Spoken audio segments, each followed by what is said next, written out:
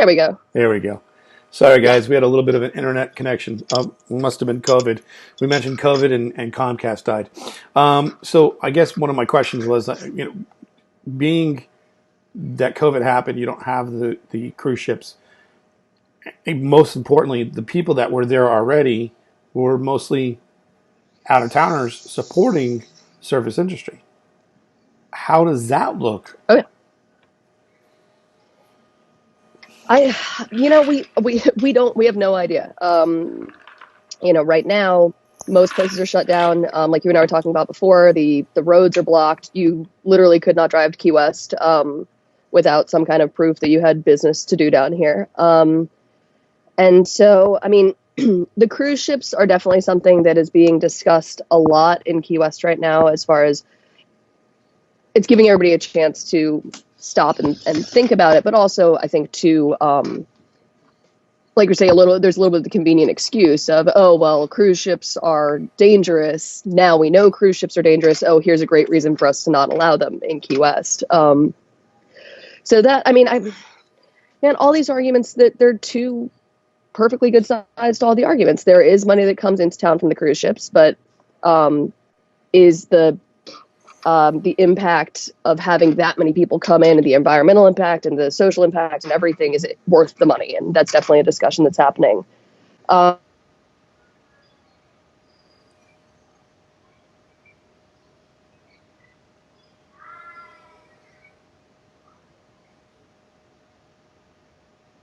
think we just lost. Hold on, we're going to reconnect with her. I think that's the problem. Skype now. This is what happens, right? Give us a second. We're going to get back on with her. Gotta love this, man. Technology. It's either Zoom and you crash or Skype and you crash. It's midday. What do you want? We'll see if we can get Trisha back on. So just stay tuned. This is all we have to do, right? Her phone probably died or somebody called her and she had to take the call. By the way, I don't know if you guys are drinking, but you should be. That is not coffee. All right, so see how we get Trisha back on. Anyways, we're having a great conversation. That's what always happens. And I just heard Bits get done with her math class, so she should be coming up over my right shoulder momentarily. So we all can wave to Bits. And I hear her coming. What are you doing? What are you doing? Silly goose.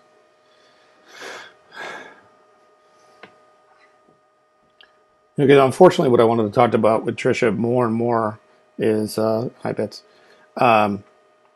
is not only the tourism aspect of things, but it was actually the aspect of what does she think the COVID is going to look like at the other end of the spectrum? Like, for instance, is it going to be business as usual, and how is that business as usual going to be?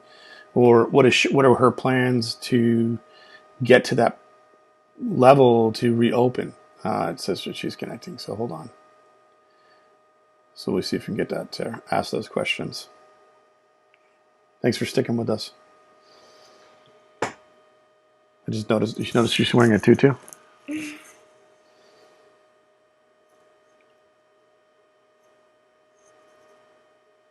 So it must be the Key West is down for connectivity.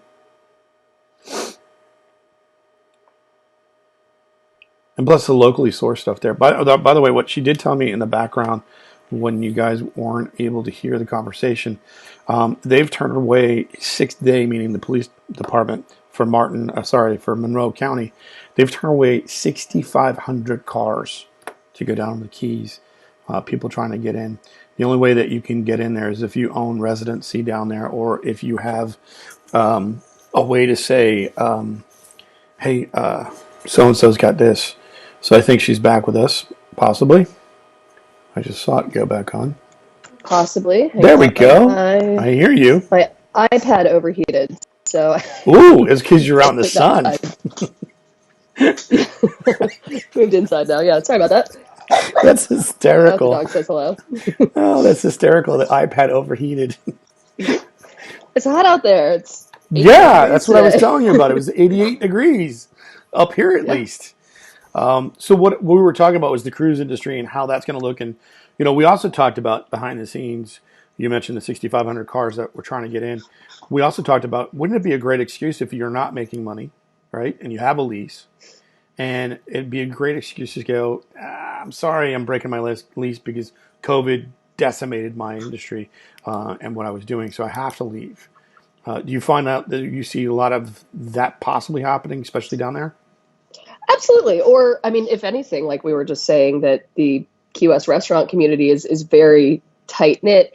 It can also give you the out that, you don't have to admit defeat. You can just say, oh yeah, it was Tiger Bar was a great idea, but it never got off the ground. And that is, who knows if it's going to get off the ground. We're still planning to, but yeah, I could definitely see places closing, people, yeah, using an excuse or a necessary excuse. Because I mean, even if we do, so I think we're going to be reopening things in Key West just for locals and within the next few weeks, probably. Like we were saying, they've announced that it's not going to be until at least June before they open anything to tourists. But then what does the tourism industry even look like? Even if everything gets back to normal, what does that mean for a town that, what did I read today? 42% of Monroe County's, 42% of Monroe County's residents are employed within an industry that's either tourism, hospitality, that's impacted by this. So are people still traveling? Are cruises even still going to be a thing anymore? Are people going to be comfortable flying, or do people want to be in Fantasy Fest? It's packed during Fantasy Fest. So Right. is that That's something that's people are going to that's want like your to? golden egg, right? It's, well, I mean, for some businesses, yes.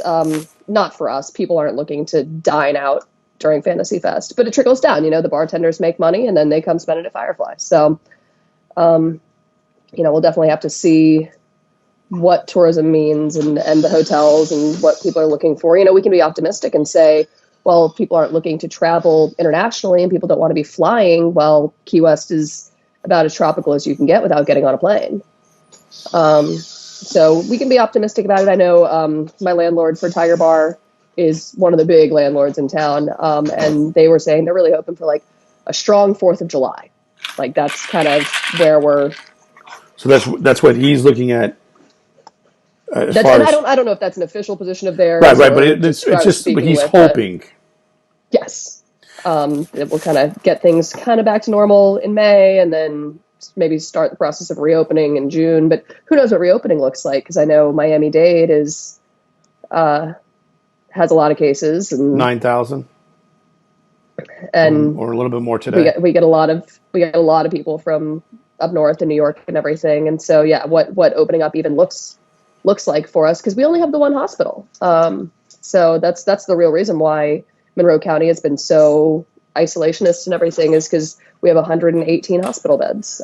So if something bad were to happen, we just don't have that many resources because we're such a small community. Well, one of the things too that you mentioned in the pre-show when we were talking in the green room is that you mentioned that, and I didn't even think about this. It's tourist related, right? An industry tourist related. Key West, not only like it's one bar and then there's a t-shirt shop and then two more bars and then an electronic shop and then three more bars and so it kind of like anywhere you go where there's a tropic, like Bahamas, Jamaica, same thing, right?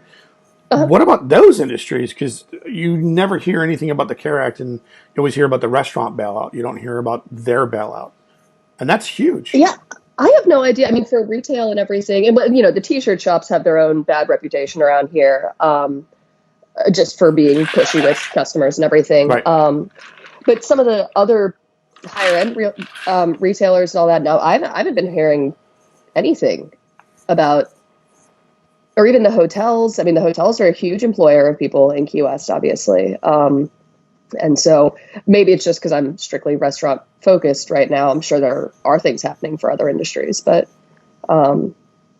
there's been so much coming out of the restaurant industry, and there's been so many awesome articles about what our future is and ways in which the restaurant industry can improve as a result of this, with our views on healthcare and sick leave and all these important things. So, yeah, I have no idea what Key West is going to look like in general. So one of the questions just came through with one of the people that has been watching, Millie.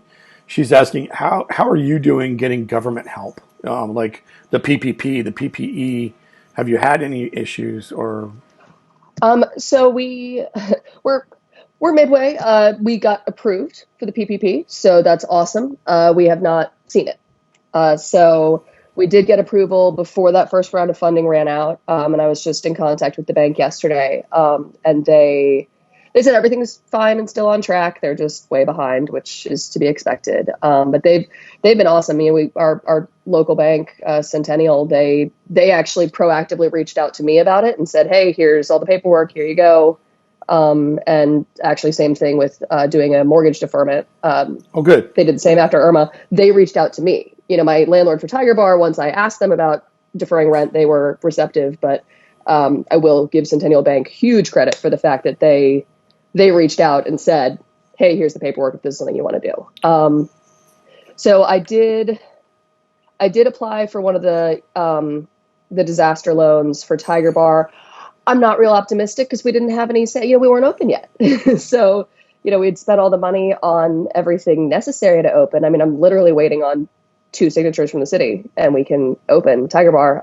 So I'm not real optimistic on getting any kind of assistance, since we didn't have sales history or anything to compare it to. But yeah, we did get the Paycheck Protection Program. So once that all goes through, then we'll start looking at what we can do to reopen and try to do the takeout and delivery thing until we can do more.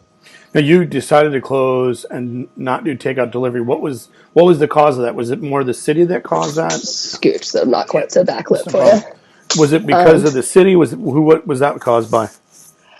There were a lot of factors. So the city on St. Patrick's Day, the mayor announced that all restaurants would have to be closed by 5:30. I can't remember. So we only had like 3 hours worth of notice on St. Patrick's Day in the middle of spring break to make these decisions.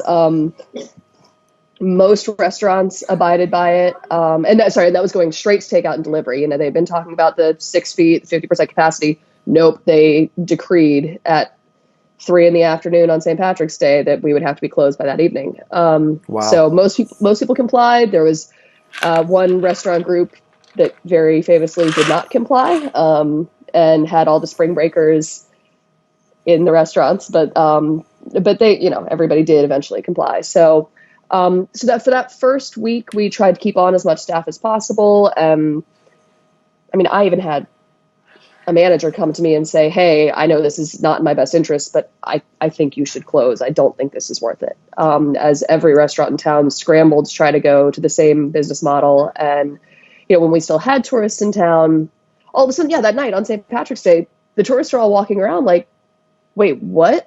Like, well, where can we go? What can we do?" You know, it was so sudden for everybody. So we tried it out. We tried to keep staff on. But it was also right when it was starting to get really scary. And it went from, hey, this thing that's international, probably not going to affect us. And that's right when every day we're getting news of more cases and New York is getting out of control and we're hearing these horror stories. And so it just seemed safest. We dropped down after the first week, we dropped down to just me, Chef Russ, and Janice, the manager. And she was answering the phones. He was cooking all the food. I was driving deliveries. And we got to a point that week where Russ said, okay, and we had limited the menu, but he said, our point where either we have to put in an order and spend the money to order food, or we need to go ahead and shut it down. But this is the tip to make a decision. And with no idea and we weren't making money doing deliver. We were in some money, and it was nice to feel like we were helping the community, and it was nice to have something to do. I mean, sitting around for the last 3-4 weeks has been kind of insane. Well, yeah, I mean, you've perfected your drinking ability. My drinking ability was pretty perfected beforehand. Now it's like you're stellar. But that part is weird. I've got nothing to do. I guess I'll pour a drink, but you know, but now that it's starting to look, I had a meeting with Russ last night. So now, sorry, I'm getting ahead of myself. So we decided to shut it down for safety, for our customers' safety. I mean, can you imagine? I happen to know that on one of our last days open, we delivered to somebody who ended up testing positive. A friend of mine, and she's fine, and everybody who was involved in that transaction is fine. So nothing ever came of it. But God forbid, what happens if we're delivering to people and I get sick, and then everybody I've delivered to has now been contacted by me? And so we figured, just financially, it wasn't making sense. From a risk standpoint, it didn't make sense. Honestly, a Tiger Bar was part of the consideration as well. Is if Russ and Janice and I were just destroying ourselves trying to make this work on a skeleton crew, Tiger Bar was going to suffer because we were going to be just exhausting ourselves just trying to keep Firefly afloat. So we shut it down. But now, like, once the Paycheck Protection money comes through, and with the mortgage deferment, we're in a better position now to kind of reevaluate. And like I said, Monroe County being shut off from everybody, Monroe County's done great. We've had 11 hospitalizations total for the entire county. So I'm much less concerned now, now that we know more about the health factors, now that we have some government assistance as far as the financial side of it. It makes sense to go ahead and reevaluate how we can reopen, and then and I'm optimistic. Do you think there's enough people within Key West that you can service with other restaurants thinking the same thing? Because that's, like I said, it's only 4x1. Do you think there's enough there for you to sustain yourselves? Not in the long term, because I mean, yeah, usually I think on average it's like the population of Key West basically is 25,000 people in Key West, and there's usually at least that many tourists on the island as well. And then also factoring in, like we were saying, with the people who are in other hospitality or tourist-focused industries like retail and the hotels, they're not making any money for them to go out. So they're not wanting to go out, and Russ and I were meeting last night to come up with our game plan. And even if we do reopen with 50%, whenever they allow us to, with 50% capacity, I don't think people are going out and ordering a $35 steak or $34 bison short rib. I just don't think that's where I don't think people are going to have the money to spend. So Key West, it's small. It is overrun with restaurants, which I think is kind of what you were getting at earlier, that the restaurants per capita is massive and relatively expensive because we're used to people who, have their vacation money and looking to spend. So no, there's no way that Key West, the restaurants could all sustain. Do you have problems with your Publix, your GFS store about getting toilet paper and sugar, flour, yeast? Like some of the things that we're having problems with around the country, toilet paper, paper towels and such. Are you guys having the same problem down there? Oh yeah, I actually, I was so excited. I put a shipped order this morning, and I saw that I could actually order toilet paper. It hasn't shown up yet, but this is the first time that we've been able to. You get a lot of palm trees down there. Well, luckily, Firefly has a stash, so I keep telling people that when people are stressing about needing toilet paper, like, if you're in dire straits, let me know. Right. Do you think that might be another outlet for you? I know that I've been working with a group in Boca, Russell, who does like the Boca Burger Bash and the wing stuff and anything Boca Food and Wine, anything Boca Russell does, he's a part of it. And I was on a phone call with him, and what he's done is he's purchased toilet paper, paper towels, some of the essentials, sugar, flour, and he's selling those through a food rescue. Is that maybe a concept that you could maybe utilize for yourself? And I looked at it because, and not to, I feel like I'm, being the teacher's pet or something, but I watched a couple of those US Foods webinars yesterday about sort of different ways that you can pivot and with, adding retail stuff and Cisco's doing a similar thing, I guess, where, you can get the essentials, the milk, the eggs, the toilet paper and all that. I could see it. I think Key West is still probably small enough that we're not seeing those issues. We did certainly, and toilet paper and paper towels were the big one. But our stuff's been getting restocked pretty regularly. I haven't heard as much down here. I even heard, and again with the roadblocks, I heard that was one of the reasons why people were coming down. Oh, Was because trying to shop in the Keys instead of in the Miami area or in South Florida. interesting. What about Yeah. the whole thing? How does the news affect you hearing about Smithfield and Swift, South Dakota, that they had a plant closed? There was 235 employees COVID. Now Tyson came out with 100 employees. Oh, I hadn't heard about Tyson. Yeah, IBP had a number of outbreak employees, the beef. And then you see those news reports. I don't know if you have seen the news reports, but I live very close to some of the farmlands up in West Palm Beach, and there was R.C. Thornton, and they had to plow or millions of pounds of green beans back in the earth because they were for food service. And obviously, since restaurants closed, they weren't. It was easier for them to pay X to the guy on the tractor that remold them back into or replow them back into the earth than to have somebody harvest them. Wow. How does that affect now? Hearing that or seeing some of those news, how does that affect you as a restaurant owner? Well, I'm interested and nervous to see what it does to our food cost. And the only way that I can see it as any kind of silver lining, and I keep thinking about this a couple different articles, but about how the food, and you might have actually been one of the ones that shared it, about, I think it was you, the restaurant industry needing to change what our margins are and needing to change what the expectation is, that to be operating on 4 to 9% margins is so insane, but it's what we've been used to doing. And when I saw that we should be shooting for 20%, and I'm like, do the math, and I'm like, 20%, I could pay healthcare. I could have health insurance. I could give insurance to my employees. Like that. That's so insane that's like something that seems like a distant dream to be able to actually provide health insurance. So the one thing, if food cost does change drastically, if the restaurant industry, the nature of it and the nature of service and all changes drastically, maybe optimistically, it could be a time for people to kind of reevaluate what you're willing to pay for your favorite food and what food should cost, or what our pricing should be. And so I don't know, I don't know whether the bigger issue is going to be pricing or availability or some combination of the two. But yeah, I mean, I hope it makes people more aware that, yeah, this isn't just the burger doesn't magically appear. Somebody raises the cow, somebody grows the lettuce, somebody makes the bread, and I don't know. I think everything's going to change. Everything, the way we see the entire world is going to change as a result of this. And It's funny that you mentioned that because I was on a phone call last week, and just this past Wednesday, we were on a phone call with 4 master chefs last week from the American Culinary Federation. One master chef, Rick Santos, yesterday, and Wednesday. Sorry, I've been furloughed for over 30 days, so I don't. It ends with Y.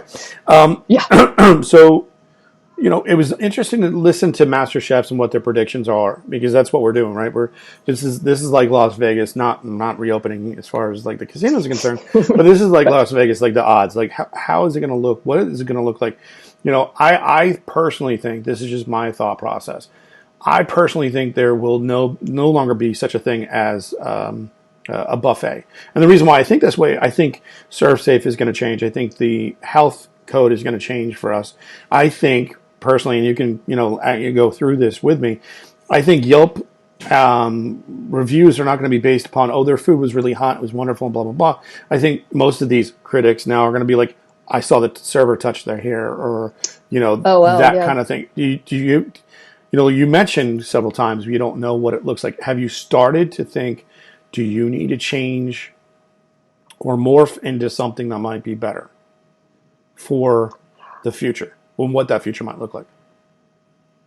I absolutely think that there's some things, like we were talking this morning about, one of the things that came up in the webinars yesterday was like having a QR code on the table that a customer can scan and pull up your menu, so they don't have to touch a physical menu. They can just pull it up on their phones. I like that. And potentially even order from their phones if they want sort of zero contact restaurant experience, which is so foreign to me. all I want in the world right now is to go sit at a bar and order food and just sit with one of my favorite bartenders and eat at a restaurant at a bar. But that's what we do. So I think it's definitely going to impact around the country, around the world, how restaurants operate. I definitely think you're right with the buffet thing. As far as Key West, we're a different animal. We're a party town. Even if you're going to stay perfectly safe when you're in Boca, you're going to come down to Key West and you're going to go to that crowded bar and you want that socialization. That's what we're here for. We are that outlet for people. So I'm not sure if people are going to want Key West to kind of be the restaurants you're used to. And I could see it in that sense, because so much of Key West is that old Key West, or that, the Schooner Wharf bar that never changes, and the dive bars. So, but I think a restaurant like us, where we are more modern and we're trying to cater to more of the millennial crowd and the Instagrammers and all that stuff, I could see them having more of a demand for good practices. And one thing that I'm excited for Tiger Bar is it is small and it's an open kitchen. And so you're going to see exactly how your food's being prepared, and you can watch your food go from the walk-in onto the stove to your table. And so hopefully that's something that people will be excited to see and feel comfortable seeing. What about live streaming? Doesn't it give a sense of, I know it might be a false sense, but it still gives a sense to the consumer? Look at them as they're pre-opening. Look at them, and I'm talking from the time Monroe County says, we're go. Do you think that it'd be feasible for, like yourself, a restaurant owner, do you think it's feasible for yourself to put yourself out there and go, these are the steps that we're doing to showcase the level of safety we're doing for you, our guests? Or do you think that's just opening up another shit can? I do think it's an important thing, and for them to see, you're not having to assume it. You can assume you know us, chef. You know us. You know that we're going to take care of things. You know Russ. You know he's going to be safe. You have that relationship with us. But for the people who don't, then yeah, you don't have to guess. We are putting it out there for you, and nothing's behind closed doors. And I think that's a good way for us to be able to engage with our customers before we actually open, or before you actually have time to come down to Key West.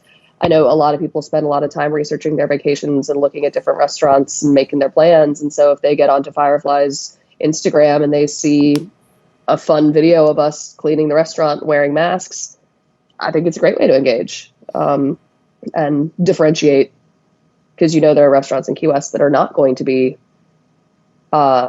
willing or able to change their operations or modernize. So, well, and it's funny because one of the master chefs mentioned two foods that were Heath and his thoughts were the next future of the foods industry. In both days that were on this last week and this week, both of them, they don't know. Maybe they do know each other, but they probably do. There's only 70 master chefs.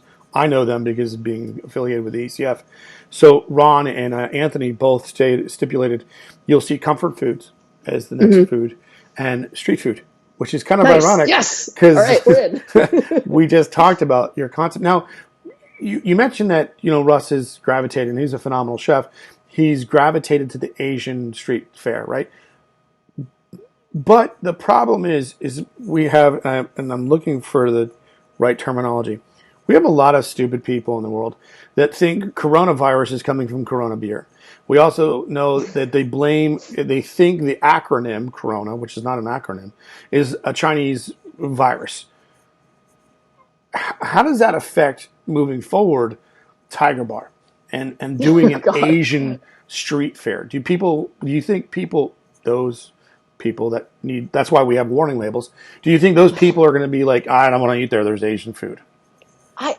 I can't imagine. I mean, I know we're in such a bubble down in Key West, but not to overgeneralize, but I think those same people that wouldn't want to eat Asian food because of the coronavirus are also not going to want to be a block away from all the gay bars and the rainbow crosswalks. So I'm not sure that those people are necessarily Key West people. Now, do those people show up in Key West? Oh Absolutely. yeah, We have people who but they're come down going to here and are like, Sloppy "What are all the Joe's. what's with all the gays?" Yeah, yeah, they're going to Sloppy Joe's. They're going to Yeah, Key Lime. They're going to Turtle yeah, Crawl. Yeah, those places, right? Or the Hard um, Rock. yeah. So, with no disrespect to any of those No, places, no, I eat at all not those at all. places. It's we're talking about the people itself because of the Mhm. closed-mindedness. Let me ask you a question about Trump's panel, right? So the voice that's there to reopen for us in the country, the economic as far as restaurant institution, right? The restaurant industry. You look at that list of people that are going to be there: Jean George, Thomas Keller, Wolfgang Puck. So those are really celebrity chefs. But then you get into some of the CEOs: McDonald's, Jimmy Mhm. John's, Young Brand, Arby Brands, Pepsi, Coke. How does that make you feel that there's not an independent restaurant voice there? I mean, I hope that at least the Thomas Kellers of the world can, even though he's so far beyond it, I think he at least understands the spirit of it and the need. I mean, I don't know who'd be the right person to get out there and represent an independent restaurant, and there's the things that face us are nowhere near what faces Darden. You're right. And so, I mention it all the time. I think Rodney Mayo would be a phenomenal one because, you're looking at the guy that fired 650 employees because he's 150 employees more than the 500 limit, right? So he fired everyone. He had 17 restaurants from South Beach all the way up to Jupiter. And yet he started his own foundation called Helping Hands of Hospitality, 3H's. He raised $100,000, matched $100,000. That's a guy's voice that, for me as a chef, be like, give it to the man, make sure we get our piece of this, and for yourself too, because he's still humble enough to know the roots of where it comes from. And like you said, hopefully, hope to God, Thomas Keller was, I don't know if you know this, Thomas Keller went to high school at Lake Worth High, in Palm Beach. okay. So there's a draw to Florida for Thomas and Norman Van Aken and a couple of these guys. Wolfgang and Jean George, they're European chefs. They don't really have any roots down here in South Florida. So it's funny you mentioned Thomas. Oh yeah, Norman Van Aken's son is a friend of mine. Yeah. So you look at things and being a restaurant owner, and especially at this time, there anytime we're really in uncharted waters. We've never gone through this in the history of anything. I mean, we went through the Great Depression as a country. We went through a really great recession in 2008, like you mentioned. What do you think the outcome is on the other side? I know you mentioned you don't know. What are your thoughts, though? What are your hopes? What are your dreams? What are your aspirations?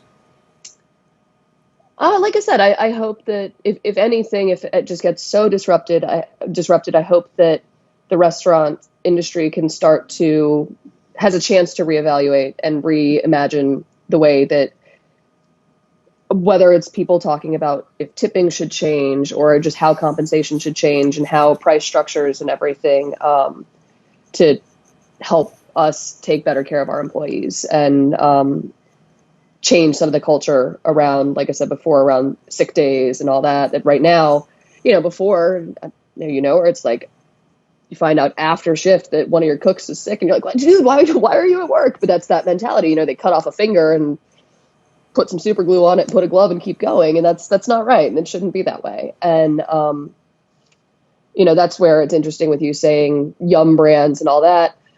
They're not. I'm sure on an individual basis, they are caring about their workers as people, but I mean, I'm sure the CEO and everybody who's dealing with their strategy, they're not looking at, who the dishwasher is and who the cook is. And so I don't know that they would necessarily be the right people to represent that aspect. But yeah, I mean, I could see. Well, they have to answer their stockholders. Right. Most of them, right? Because one of the guys Jimmy John's is worth $2 billion. You got a guy, the CEO of Starbucks, his net worth yearly is over $15 million. It's just mind blowing that most of these guys, and I had put it up on the Facebook page about what these guys are making. There's not one representation except for the restaurant association, the NRA, the National Restaurant Association. The president of the National Restaurant Association is worth maybe $500,000. Everybody else on this is worth millions or billions. Yeah. They're more worried, for me, is the profitability. And Chef Victor, who I had on this past week, really brilliant individual, great guy, and he goes, I never, and I didn't say this. This was behind the scenes. He goes, I never wanted to work for the independent because the independent didn't have benefits, and Right. that was his thing. So I love the fact that you brought up the fact our industry as a whole, as an independent restaurateur, that's something we need to work on, is giving the quality of life, the balance of life. And I know Russ looks up to David Chang as much as I do. David Chang has his new Ugly Delicious, and in it, his wife, he's finally kind of going and spreading the news about his wife being pregnant. He's going to be a father, and all these series is about so far is how do I find balance for my child, my wife, and what I'm doing with my restaurant empire, and how do I balance all this? And I know you don't have kids, but how do you balance your life with your four-legged animal, your four-legged child, and your big child that keeps on walking back and forth in the background that I see? How do you Well, balance and that? he has a son as well, Right, actually, who's with us part time. right, right. So, it's in a way it was getting it's changing a lot with opening the second restaurant. Because Firefly, I was so tied into Firefly all the time. I was there at least 6 shifts a week. At the very least, those were my like manager on duty, stand at the host stand and seat people kind of shifts, and then all the other work on top of that. And it was just me and one other manager. So if I wanted to go on vacation, she had to take over and vice versa. As we were working on getting Tiger Bar open as well, my flexibility changed a lot because I was now that I had additional people at Firefly, and was balancing between the two, and then throw the tattoo shop on top of that as well. I was able to plan around things more. It's not a lot of free time, but okay, there's something going on Friday night. I can work my schedule around it. So in a way, I was hoping that it was going to get, it's going to get harder before it gets easier, but eventually get easier where Tiger Bar has a full staff and Firefly has a full staff, and I'm able to kind of balance between it. But for me, I've always been somebody who I like to work, and like I said, Firefly's my baby. I do it for passion, for so it's easy to let that take over your life and become your entire life. And when we first opened, my ex actually worked with us as well, and my dad pointed out to me one time, he's like, you guys don't talk about anything else. It's like literally the only thing you guys ever talk about is work. And so that's important for me to have friends, and of course Landon, who are either in other parts of the industry or not in the industry at all, to actually be able to talk about something else and not just focus on work all the time. Pepper. She's saying hello. She's agreeing with you. Landon's about to start doing, he does a broadcast every day at noon, and so he just went in the other room to start, so she's barking at him. But it's the dynamic now. How is it that you're not working? One, two, you guys are now in a close proximity. No bars open, no restaurants, no, because you guys were, from what I saw on your Facebook page, you like to go out, you like to socialize. How does that dynamic change now? Since I am home by myself all day, there's days where I really wish that he wasn't working so that we could be doing this together. But also it's good that we get a chance to miss each other, as well. Cause he's still going to work every day. But no, we were extremely social, and it's very weird. We've been doing some things with Zoom calls or whatever with friends. Like I said, he does this broadcast every day at noon and on Facebook Live, and people just comment, and say hi. And we've been doing a Photoshop challenge where we'll cut out a picture of one of and every day it's a different person that everybody on Facebook has to make, their stupid versions of. I thought that was funny as hell. Of whatever Photoshop picture. I was trying to remember the name of the damn Tiger Bar, and I'm going through your feed, and I'm going, Jesus Christ, what are all these weird pictures? And I realized it was the challenge. We've been trying to entertain our friends. Well, I think that's. But no, that's one of the reasons why I started this vlogcast. It has nothing to do with anything. Obviously, I'm not making any money on this at all. It's more like getting people like yourself to talk about what you're going through, because inevitably somebody who's watching this might go, I never thought of that. Or you might strike something, and then like we talked about, what do you think the industry is going to look like? Or and people are like, maybe it's this, maybe it's that. So it gets people thinking. More importantly, it just gets people talking. That you're not like the one I talked about suicide with Alan Minnick is you're we're social distancing, we're not mentally distancing, right? Yeah, So and suicide is something that I worry about a lot down in the Keys, especially, and we have high rates anyway. And what we saw happen after Irma was everybody came together as a community and we're all helping each other and all that. And then once things started getting kind of normal again, and that real sense of community kind of wore off, and the financial realities started setting in, and everything, and then we saw a big issue with suicide. And so I do think it's good that everybody is making a point to see each other, and the fact that this is such a worldwide thing is, I'm calling friends of mine from high school and elementary school that I haven't talked to in 20 years. And so we're all very aware of it. And I think I love that you're doing this. And it wasn't like, when you mentioned looking for people to talk at it, it wasn't like, oh, that's weird and something new. It's like, oh yeah, that's something that I'm seeing people doing, and tuning into things and trying to learn more and get different perspectives. And it's interesting for all of us to just stop and talk to each other and listen to each other. And personally, I was working so hard to try to get Tiger Bar open, and we're running behind schedule, and I can't get this from the city, and just finally just sit there and take a step back and think about what we're doing and how we're doing it, and listen to other perspectives and read articles and books and all these things that I haven't had time to do in a long time. yeah, it's kind of like this. It's kind of like, there's always a silver lining, right? There's always, well, the way I look at things, there's always a silver lining to any negative that might be out there.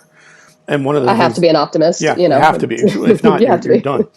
One of the things I realized is like, and I said it 2 weeks ago, 3 weeks ago, I'm like, on a Facebook feed, I'm like, I wonder what the animals are going to do is, think about the environment, what this is causing, or what this is helping us. Mm-hmm. I was reading an article, we're 7.5% down in pollutants in the atmosphere right now. And that fast. That's insane. Which says an incredible amount to what some of the people who've been the spearheaders, what you want to call them, tree huggers, that are out there saying the environment is a top priority. And it was like 2025, we're going to be doomed, right? There's like 5 years away. Mm-hmm. Shit's going to hit the fan, and we're never going to be able to turn back from the CO2 and the greenhouse effect. And then all of a sudden, COVID comes around the corner. Bink! Dude, there was a deer running down at 11:58, exactly the time right now as I look up. There's 11:58. A deer was running down my neighborhood in the middle of the day. And then one night I was out with Bacon Bits and the whole, we do this social distancing stuff every night, cocktail hour or 3. And there was literally a deer right there at the end of the street, nibbling on grass. And people are like, oh my God, there's a deer like right over there. And I'm like, so I filmed it.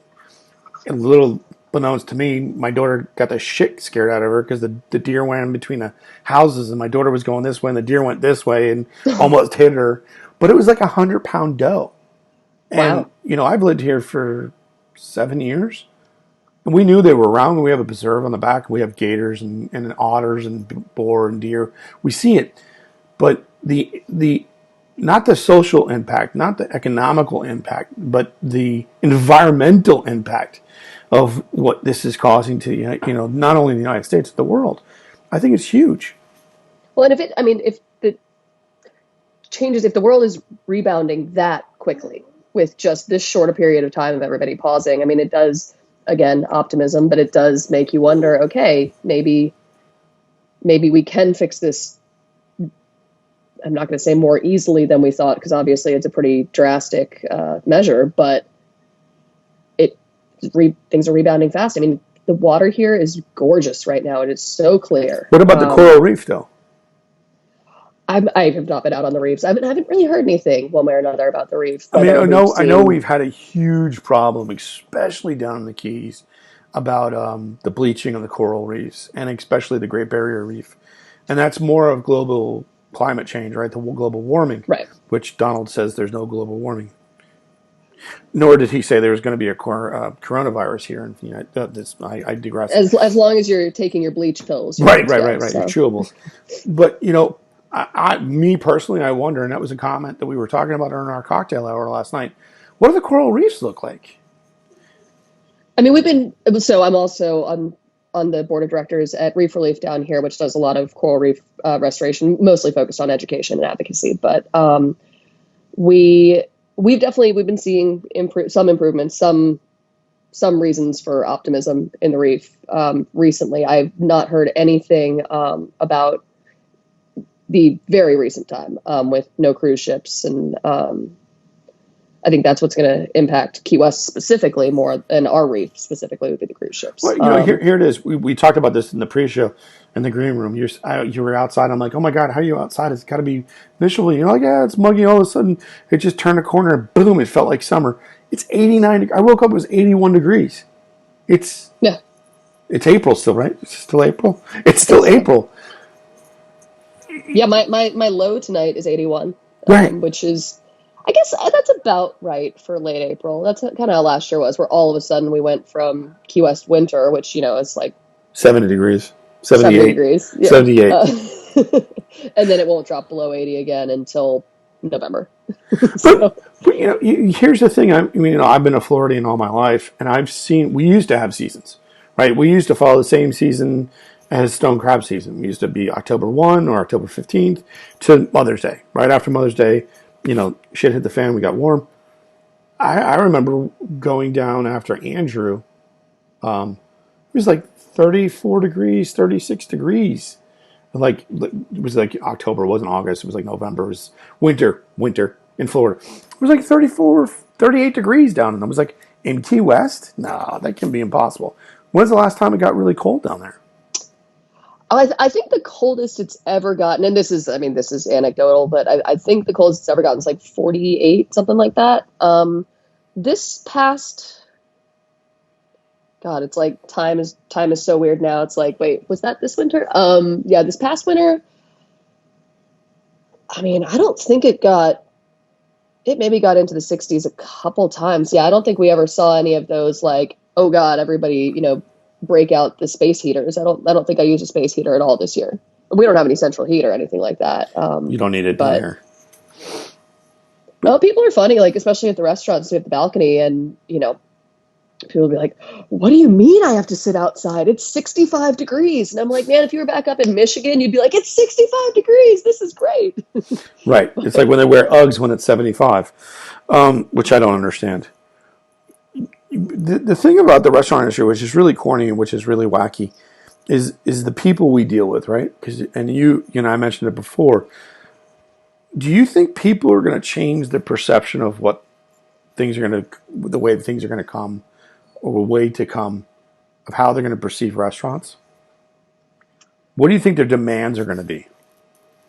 I mean, I agree with you that them wanting to see the procedures and wanting to see, okay, and let's say you did the QR code thing and you've got the QR code on your table on a table tent or whatever, and they get it on their phone. They could even conceivably order on their phone, and then somebody wearing a mask and gloves hands them their food and they pay online, and that's the only interaction they have. I mean, I don't know. I go to restaurants to be social. So I don't know if that's what people are looking for. Are they just looking to eat? Where, again, for Key West specifically, I think they're looking for more of an experience than maybe if you're just going about your everyday life in your hometown, you're good with just getting something faceless, where when you're on your Key West vacation, you want the experience. Do you think it would be added labor? And the reason why I say that is so you think about this for a second, the steps of service. The table leaves, and I'm at another table. The table that just left has to be bussed and cleaned. Mm-hmm. That person wearing the gloves has to change their gloves and wash their hands. That's Right. steps of service, at least 2 minutes or 20 seconds. Well, and if I'm going to just change your tablecloth now I'm also going to wipe down the armrests on your chair. And I know we stopped putting out salt and peppers early on. We're just starting to wonder what was going to happen with this, like putting salt and peppers on the tables, or other things that go on the tables. Stopping using the reusable menus and going to just paper menus, or like I said, a QR code. What about ketchup, mustard, mayonnaise? I know your place is not ketchup, mustard, mayonnaise. I'm just throwing it out there. You mentioned salt and pepper. We allow it. But No, do you and think right it's at the going to be end, more individually packed? or like ramekins. That's what we were doing, is we had the ketchup bottle in the back and keeping it wiped down and sanitized, but just squeezing it into the ramekins. And all of that stuff adds cost too. I mean, you're saying about the gloves, if we're going through twice as many gloves because front of house is wearing them, or adding masks, or to your point about labor, I think, and that was also in that article that you had shared, which I wish I could, the Medium article that you had shared, that if we can get our customers to reevaluate how they feel about the timing of food, then the labor part, I either need to add more people, or it's just going to take a little bit longer, because guess what? Russ is changing his gloves and sanitizing everything. And, if we can get people to just, rather than 20 minutes being 20 minutes is the amount of time where a manager needs to come over and talk to your table if you don't have your entree yet. Well, maybe now it's 30 minutes, and you just understand that all these steps are taking a little bit longer. But it's going to require people, the general public, to understand, again, this burger did not magically appear. Well, you also mentioned, you're very tied into the numbers aspect of the bottom line. So, the bottom line, or the P&L statements.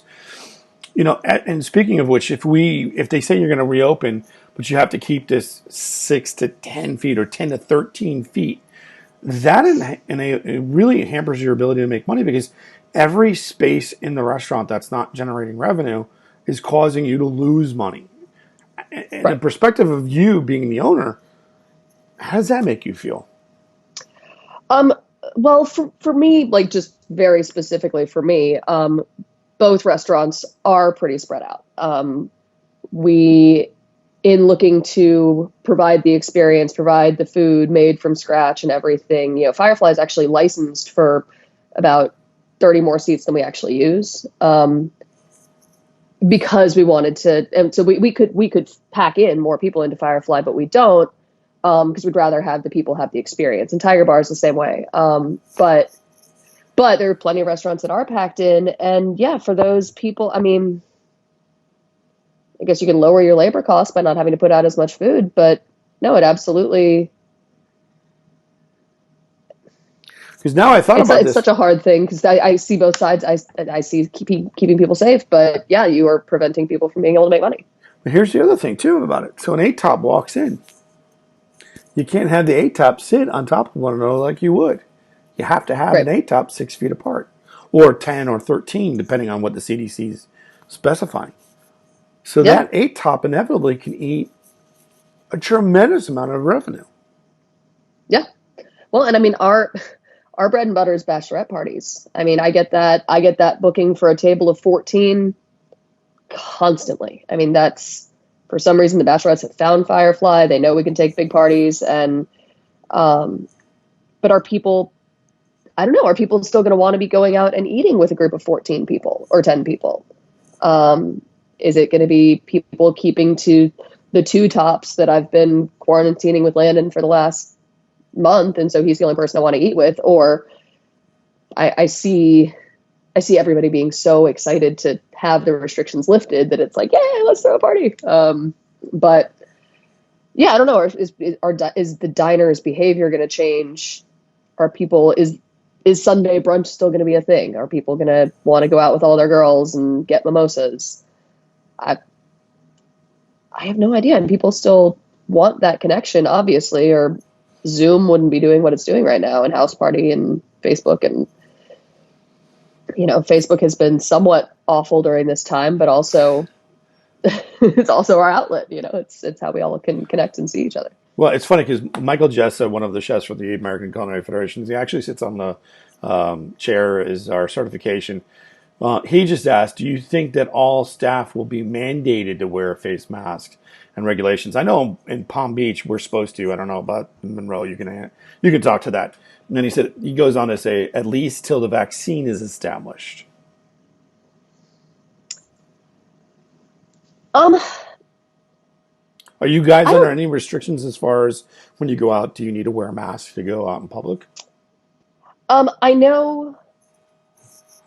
I'm not sure if it's actually being mandated or if it's just like I know Publix and CVS and all them, they won't let you in without a mask. I know I went to the gas station this morning and he wasn't wearing a mask. The guy there, the liquor store, they haven't been. But certainly any of the restaurants that are doing takeout and delivery, I've seen them all wearing masks. What will Firefly do once you guys are open?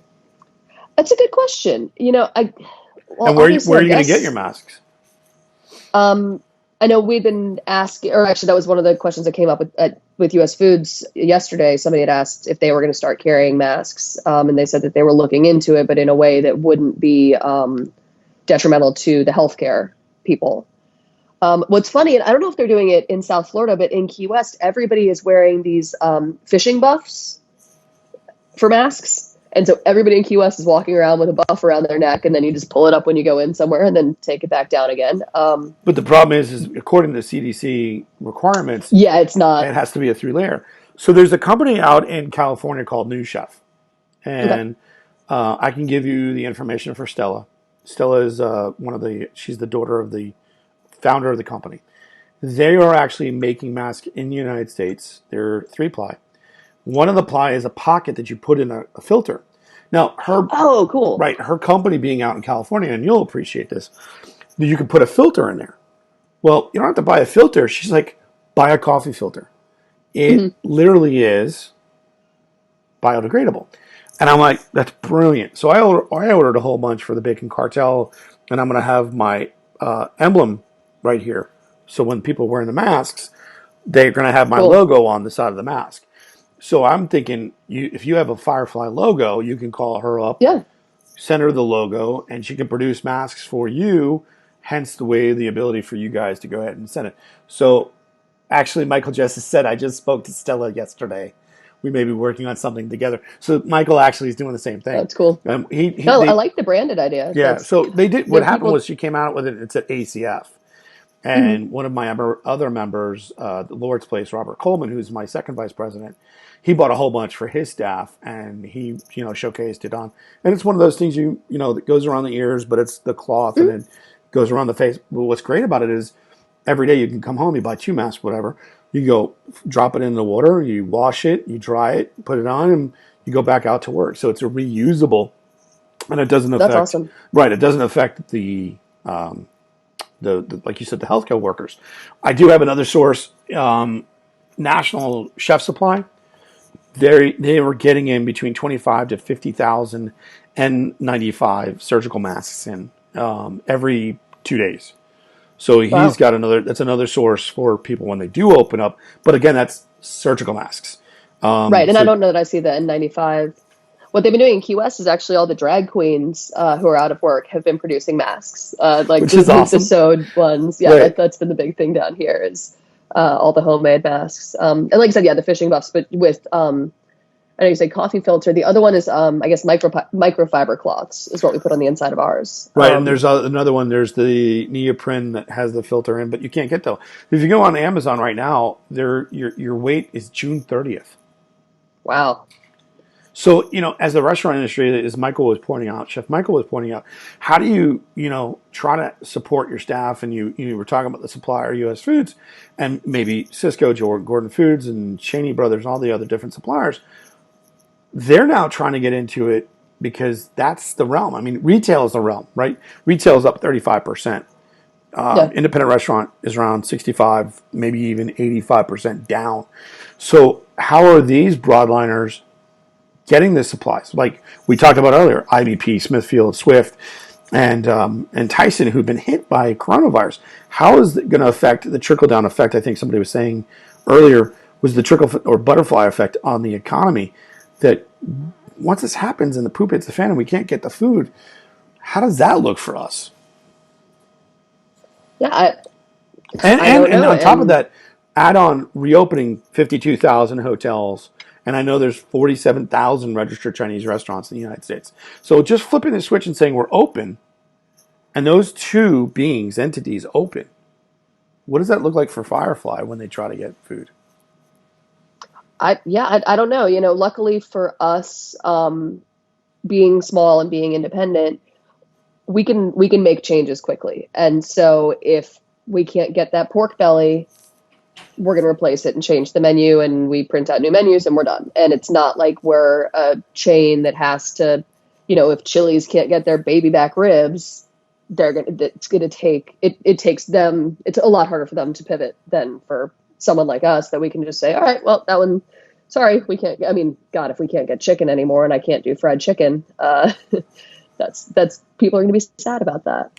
What about the brands that took money from the PPP, like Shake Shack, and now Ruth Chris is saying they're giving back 20 million of the 40 million. How does that make you feel? Um,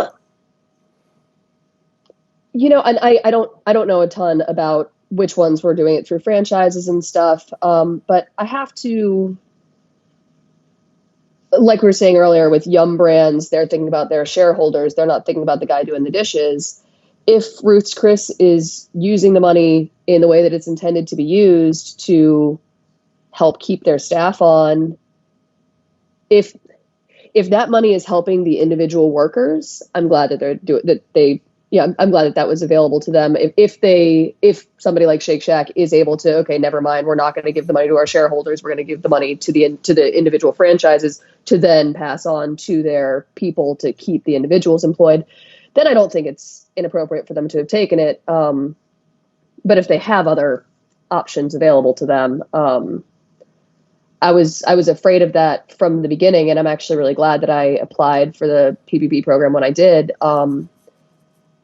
because all these big companies, they have teams of lawyers and accountants and all that who are just, this is all they do. Where meanwhile, I'm trying to drive deliveries when we were still open. I'm physically driving the deliveries, trying to figure out how we're going to close, trying to figure out how our additional bills are going to get paid, and where we're going to find funding, and then also applying for these loan programs where I have to wear so many different hats that the independent restaurants like me, that the owner has to be everything. We were at a big disadvantage for being able to get the paperwork in on time and get it done properly, and with a lack of expertise and a lack of resources and time to do it. Here's the thing I'm going to add on to it though. in regards to Shake Shack, the CEO is worth $40 million. Okay. All right. The Ruth Chris, I'm not going to speculate on the parent company of what that person is, because I don't know. I just know McDonald's and Yum Yum Brand and Jimmy John's and stuff like that, because they were part of that article about who's on the panel. How does that affect you, knowing that these guys are worth millions of dollars? Because is Trisha worth millions of dollars? No, I'm not sitting here with $40 million. I mean, you look at, here's the difference. Different. Here's the difference. I'm going to add this in.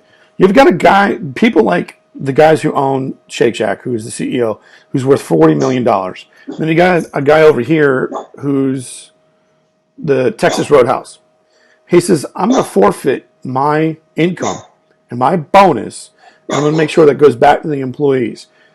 I don't mind if he goes and says, I want a program from the government to help me and my employees, because he's already given up his. Then the guy from like Shake Shack, right? The guy from Shake Shack, he was just looking out for his money. Sacrifice to help. Yeah, exactly. And we're all,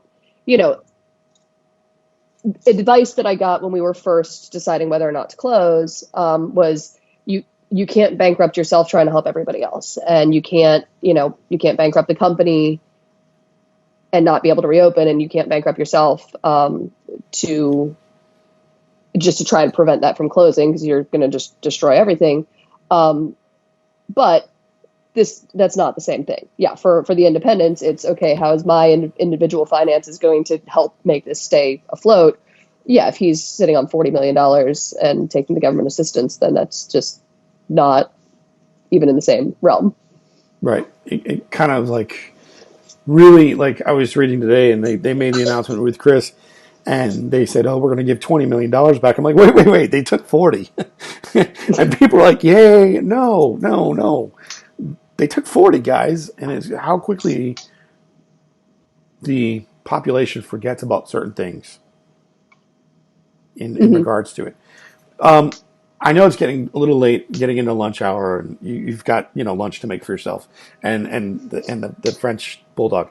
Um, Anything you want to close with? And it's been fantastic talking to you, by the way. Yeah, no, it's been great talking to you.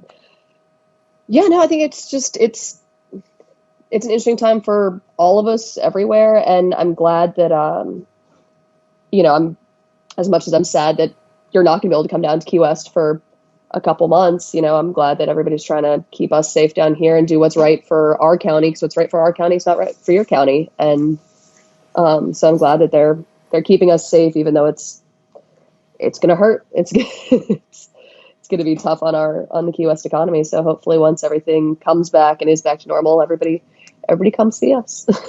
Yeah, and definitely coming to see the Firefly because I mean, again, one of my favorite restaurants down there. I boast about you and Russ, and I was glad to have you guys come with us to the South Beach Food and Wine Festival and be a part of that because that was just a bomb diggity. I loved it. It was so much Yeah, that was fun. awesome. And Justine as well when she came into to be Yeah, a part of that as well. I wish you guys the best and Landon the best. I mean, I have pictures of the Voltar, and I still remember my campfire old yep, fashioned that I had at the bar. I'd love to interview Russ, so just drop that in his ear next time you talk to him, yeah. and Well, get him on here and get the chef's perspective on it and see what he thinks and talk to him about it. So I appreciate everything you've done and everything you do, and I wish you the best. And hopefully, when the doors open, you get so busy you don't know your ass from your elbow, and you get that Tiger Bar opened. And thank God you didn't call yeah. it I can't Tiger wait to show King. you Tiger Bar. Yeah, thank God you didn't call it Tiger King. You should We've put it. we've got some promotional ideas on that. Yeah, you should put in like goddamn hashtag goddamn Carol Baskin's not allowed in or something like that. That'd be hysterical. Well, I told Russ that he needs to at least come up with like a COVID bat special for Oh hell yeah! yeah. We would. I mean, it's I obviously it won't actually be bat, but we need it. We need a COVID bat soup. Well, and what's funny is I was telling customers prior to getting furloughed, I was telling them, dude, you should have a COVID-19 family special, $19 to get this, and it includes whatever, and put a bat symbol on it or whatever. There was one Nice. that was going around about the meme. It was a bat full on fledged, and it says "Eat more chicken," like the chicken fillet, Chick-fil-A. Yeah, It was that's just awesome. like that. It was perfect. I'm like, whoever came up with that idea is genius, and that's kind of where I got the idea of doing a Yeah, COVID-19. People are like, well, I can't do that. I'm like, why not? But you got to poke fun or have some sense of humor with what's going on right now because if not, we'd all kill ourselves. I mean, yeah, that's the way I absolutely. believe it. So appreciate it. Enjoy your probably like, oh, it's 90 degrees down here. I don't know what it is down there. So it's probably going to be really muggy down there. 84 supposedly right now. It's been. I mean, the beach. Like I said, the beaches have been beautiful lately. So I haven't like seen the beach. I've seen cocktail hour outside, which I'm hoping I can't wait to get to on. I actually have a virtual cocktail hour in about 4 hours, so I'm looking forward to that. You have a nice. wonderful rest of your day. Tell Yeah, Landon I you said too. hello, and it was great talking to you. Okay? Thanks so much for having me. Yeah, definitely. Talk to you later. Bye bye. Ciao.